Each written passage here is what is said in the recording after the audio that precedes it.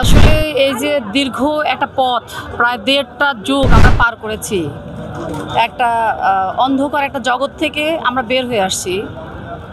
কিন্তু এই জগতে আসার পরও বর্তমানে যে কিছু দল এই নির্বাচনকে বিতর্কিত করছে, সামনে নির্বাচন যেন না হয়, পেছানোর যেটা পায় তারা, আসলে আমি মনে করি এটা তারা খুবই আবারও ওই যে শেখ হাসিনা যে ষড়যন্ত্রে এই যে ১.৫টা যুগ আমাদেরকে যে স্টিম রোলার চালাইছে আমাদের উপরে, আমি মনে করি যে আবারও বোধহয় কিছু কিছু সংগঠন সেই ফ্যাসিস্টের দ্বারা নিয়ন্ত্রিত হচ্ছে। না হলে নির্বাচনের জন্য আমাদের এত ত্যাগ, দীর্ঘ পথ, আমরা অনেক ভাইদেরকে হারিয়েছি, গুমের শিকার হয়েছে, খুনের শিকার হয়েছে, জেল, জুলুম, অত্যাচার। নির্বাচন ছাড়া আসলে এখন এই মুহূর্তে কারোরই কোনো কিছু চাওয়ার কথা হতে পারে না। কিন্তু তারপরও কেউ কেউ এই নির্বাচনকে পিছানোর জন্য বিভিন্নভাবে ষড়যন্ত্রে লিপ্ত হয়েছে।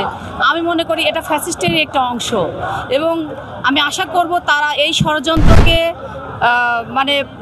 প্রাধান্য না দিয়ে তারা সব কিছু পেছনে রেখে নির্বাচনটাকেই গুরুত্ব দেওয়া উচিত, এবং নির্বাচনের মাধ্যমে যেন এই যে আমাদের যে এই যে ২০ বছরের যে আন্দোলন, এই যে সেই সফলতা আসবেই শুধু নির্বাচনের মাধ্যমে। নির্বাচন না হলে আমাদের কোনো সফলতা নাই। আর ষড়যন্ত্রকে যেভাবে হোক মোকাবেলা করতেই হবে। এখন এই ঐক্যবদ্ধ ছাড়া সকলের আর কোনো আসলে উপায় নাই। আর কোনো ফ্যাসিস্ট যেন কখনো পরবর্তীতে ফিরে না আসে, তার জন্য এই নির্বাচনটাই কিন্তু একমাত্র পথ। এবং যারা এই ষড়যন্ত্র পা দিচ্ছে, আমি আসলে তাদেরকে আহ্বান জানাবো যে তারা কোনো ষড়যন্ত্র না করে, ষড়যন্ত্রে সাড়া না দিয়ে একটি গণতান্ত্রিক দেশ হিসাবে বাংলাদেশ যেন প্রতিষ্ঠিত, গণতান্ত্রিক রাষ্ট্র হিসেবে যেন প্রতিষ্ঠিত হয়, সেদিকে তাদের মনোযোগ দেওয়া উচিত।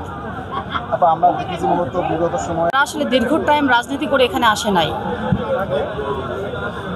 ১ মাসের আন্দোলনে তারা নেতা হয়েছে।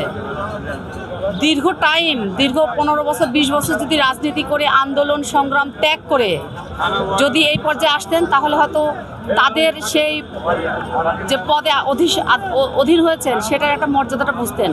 কিন্তু অল্প সময়ে রাজনীতি করে এখানে আসে তো তাদের সেই পদের মর্যাদাটাই তারা বুঝতে পারছেন না।